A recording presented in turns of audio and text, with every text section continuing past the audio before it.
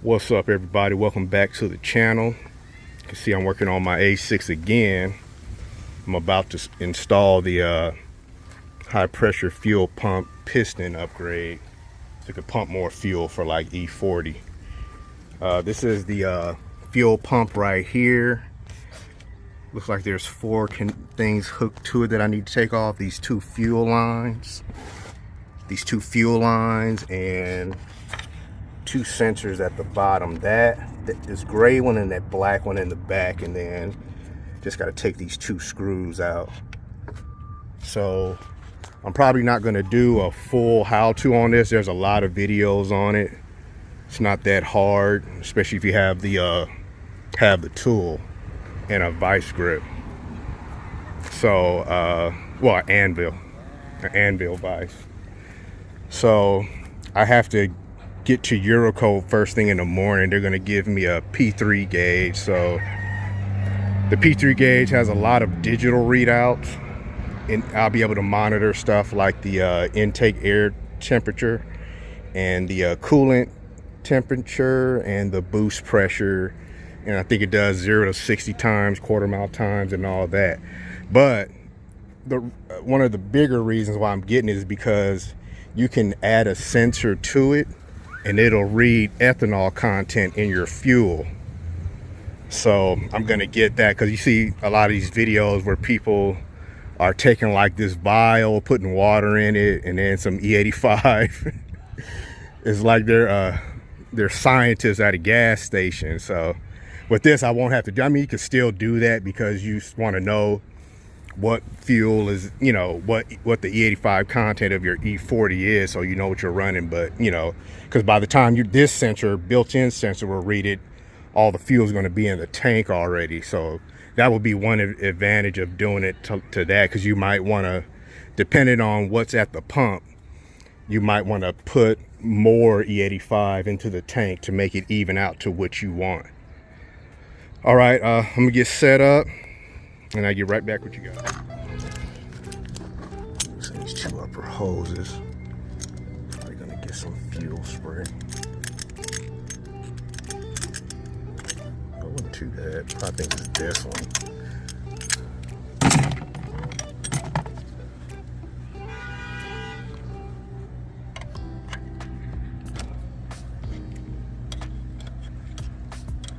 See something bubbling out, but let's see. Oh, not too bad. Because I had the car off.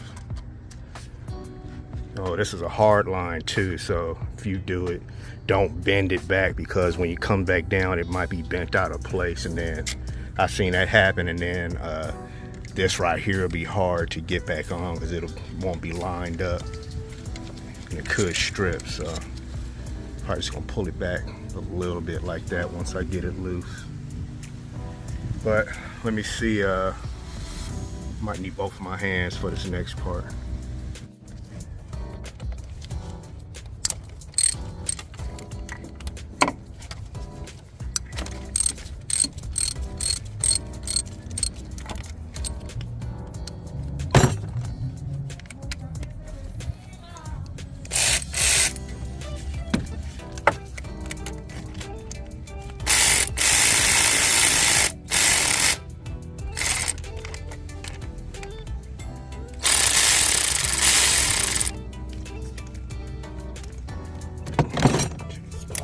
So the screw doesn't fall.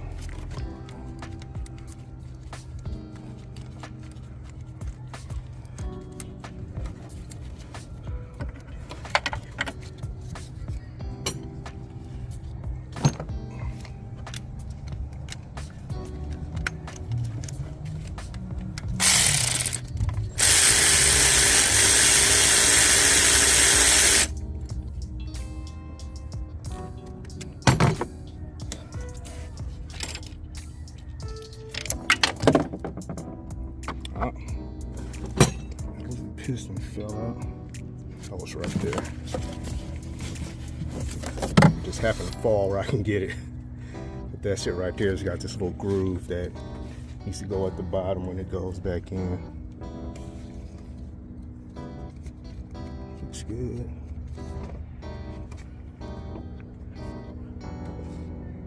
I'm gonna take this out and well, I got it out, get set up to remove the piston. This is it right there.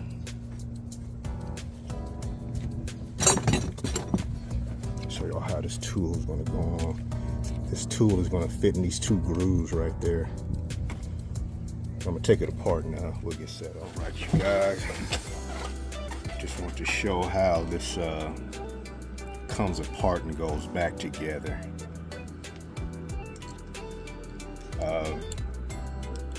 First, you want to pull this spring out, and sometimes it's hard to pull out because there's a raised part in there that the spring seats in on the inside. So you could just twist it like that and it'll come out.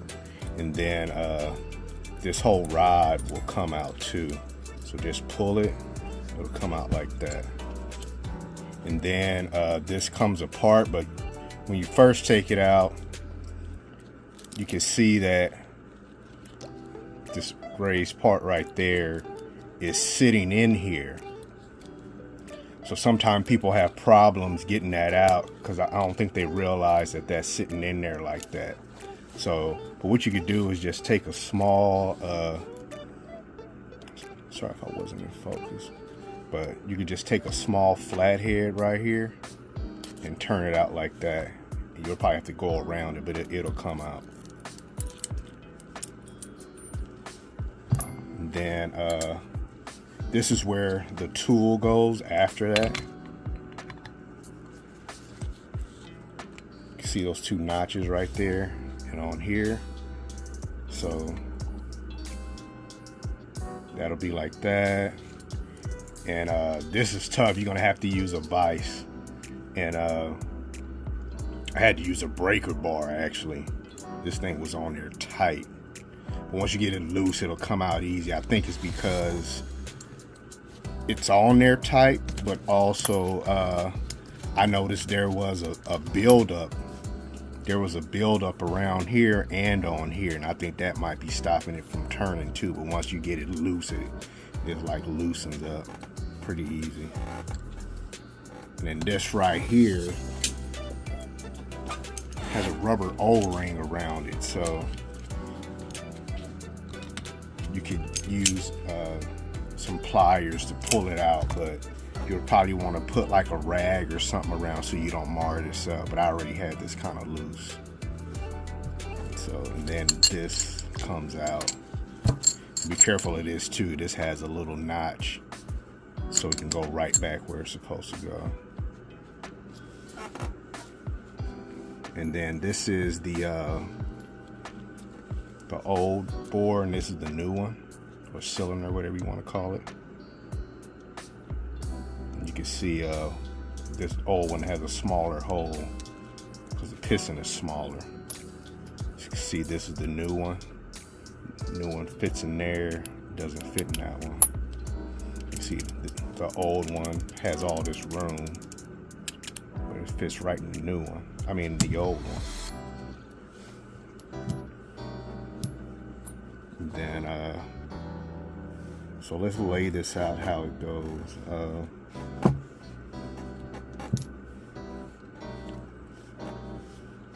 This is the new one. This is gonna go in first. This will be the bottom, this will be the top. This is gonna go in first.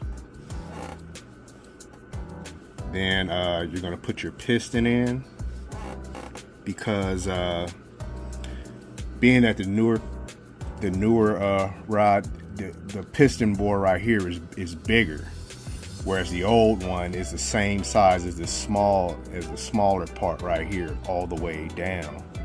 So this one, you can see it goes in this part, and you can pull it all the way through, but this one won't. It stops right there down, so this won't pull out. So basically that's gonna go like that and like that. Hope you guys can see it. Like that, like that. Then Then you're going to put this over, then you're going to put your spring on and this. But after you get all this in there, you're going to pull this up so you got room to put this on, but you'll see how I do it in a second. And we'll put this in. And I put a little bit of light oil on it, just so everything's lubricated.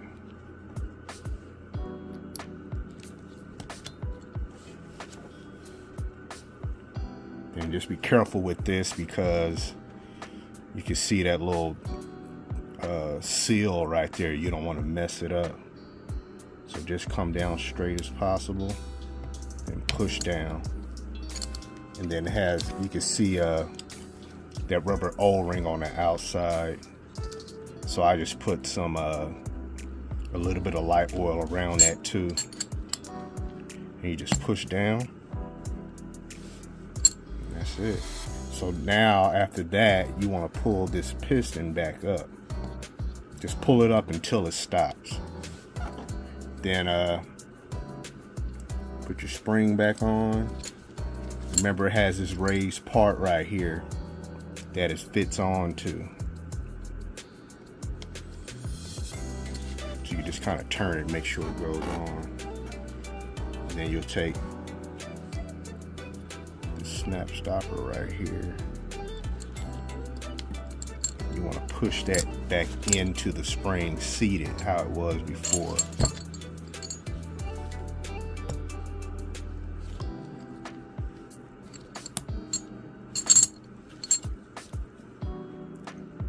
That's how it was. It's flush now. See, everything came back out. It came back out in one piece. So after that, you're just gonna push the piston back in so it's tight.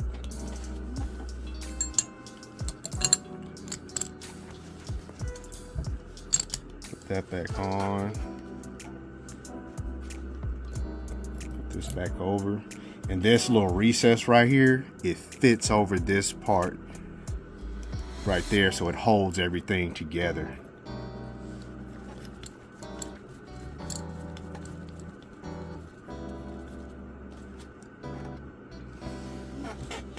Now the only thing is, now you can't use the tool because I already tried and it doesn't fit over this piston right there. It fits over this one, but for some reason didn't fit over that one.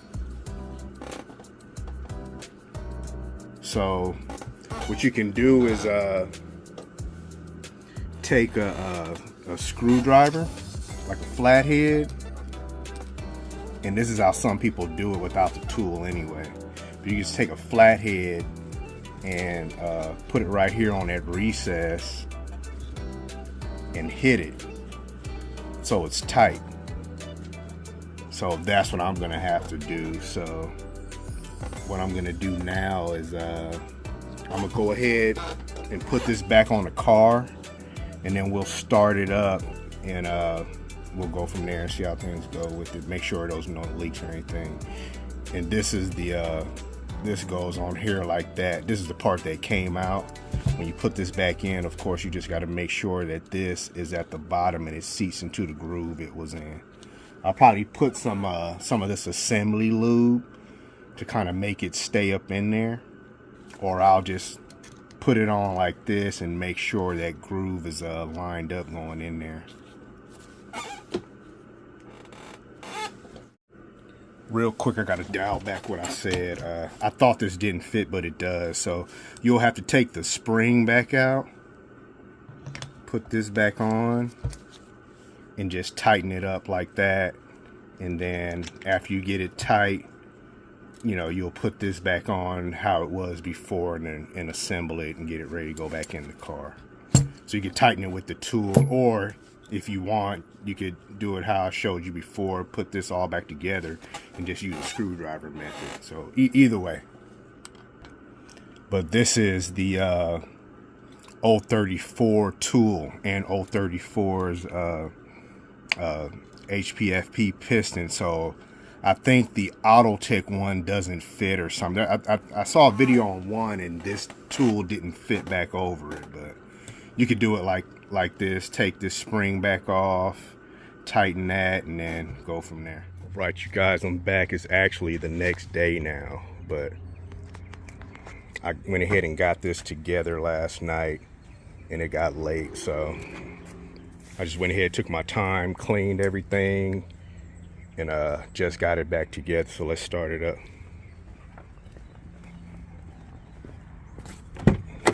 See if I get any strange sounds or any leaks or anything.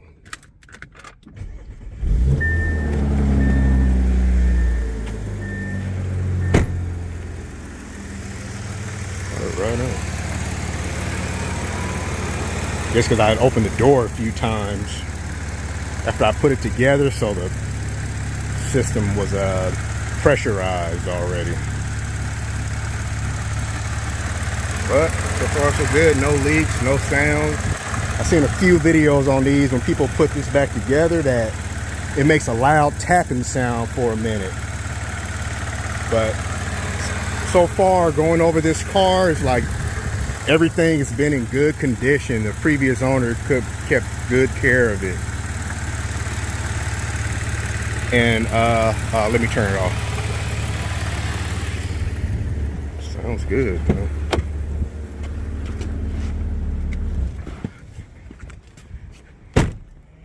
Yeah, like I was saying, so far what I've been over on this car, looked over on this car and doing some of the work, looks like the previous owner took real good care of it. So that's been a plus. No leaks or nothing like that, you know. Let's see here. Oh, one tip. Putting this assembly lube on the roller, the cam roller that goes in here, helped. I put, because this is real thick, it's the Lucas assembly lube. So when I put that on there so thick, when I put it back in, it didn't slide back out and it just stayed in there. I think the only other thing I'm going to do is probably do colder spark plugs. I haven't checked these, but I'm probably going to take one of these out and see how the spark plugs look. When I talked to 034 and when I got the tune, it said that it doesn't require colder spark plugs. But when I talked to them, they said, yeah, they would recommend it. It'll help, but you know. So I think everyone runs the NGK Iridium BKR9 EIX, so I'm probably going to run those. I went to Eurocode earlier and I got the P3 from them. And this one came with an extra analog boost sensor. And the P3 will read boost, but it's reading it from what the system is sending, I guess, from the map sensor. So they said that if I hook it to the extra analog boost sensor, it's a lot more accurate. And also I ordered the ethanol content analyzer from ECS, and there was an extra part, a little voltage thing that hooks to that I didn't know I needed, so I got that too. But that's coming tomorrow, and then the other part is going to come Monday, then I'll have all that hooked up. But that's just going to hook, I think, right here on this line, and then, you know, of course it'll route to the gauge. Then I'll be able to read the ethanol content. But also after doing the trans and the rear diff fluid and the JBX center diff carrier support, I drove it yesterday, matter of fact, earlier yesterday, and the car felt pretty good. You could feel it shifted smoother. But this car was never really shifting bad in the first place, but you could tell a difference that it was shifting smoother. And then I noticed that the power delivery was a lot smoother, and that's how it was on this car. But the stock center drive shaft carrier on here wasn't really bad. In fact, it was a little bit firmer compared to what my all-road was. The all-road one was like falling apart. So this one was like in real good condition, but you saw how much movement it had. So, and I didn't notice any extra NVH from it at all. In fact, on my all road, it smoothed everything out. So it's a little good upgrade. All right, but I'm gonna end this video right here. It's my birthday today, so I'm gonna get this car back together. Probably take my sons to see what's the name of the new movie? Black Adam or something like that. Hang out with my boys. But I'll see you guys in the next video. Leave a like, comment, share, and subscribe. Thanks for watching. See you guys in the next video.